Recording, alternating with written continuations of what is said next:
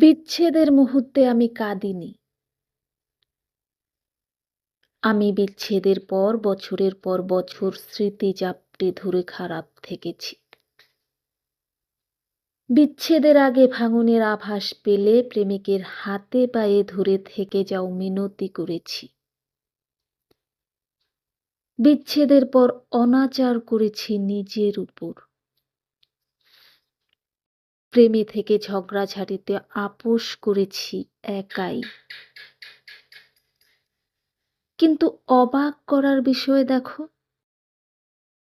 বিচ্ছেদের মুহূর্তে আমি একবারের জন্যও দুর্বল হইনি। একবারও তাকে ছেড়ে না যাওয়ার অনুরোধ করিনি। এক ফোঁটাও চোখের জল ফেলিনি।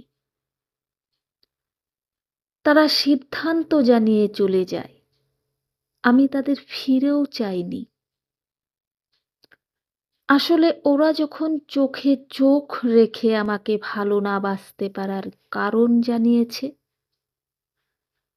তখনই আমি মনে মনে ওদেরকে ভালোবাসার জন্য নিজেকে দোষারোপ করেছি। ওরা যখন আমার ভুলগুলোর হিসেব দিচ্ছে, আমি ওদের মধ্যে প্রেমিক হওয়ার গুণ খুঁজেছি, পাইনি, হতাশ হয়েছি। ওরা যখন অন্যের সাথে তুলনা টেনে আমাকে প্রেমের অযোগ্য প্রমাণ করেছে, আমি তখন অপলক চোখে ওদের বিশ্বাসঘাতকতার দুঃসাহস সম্মান করে গেছি। বিচ্ছেদের মুহূর্তে আমার সামনে ওরা কেউ তখন আমার প্রেমিক নয়। তখন ওরা একটা সুবিধাবাদী কাপুরুষ, যারা স্বার্থের খাতিরে ভালোবাসাকে অস্ত্র করেছে। ওরা তখন কেউ আমার মনের অধিকারী নয়, বরং একটা শিরদাঁড়াহীন জন্তু,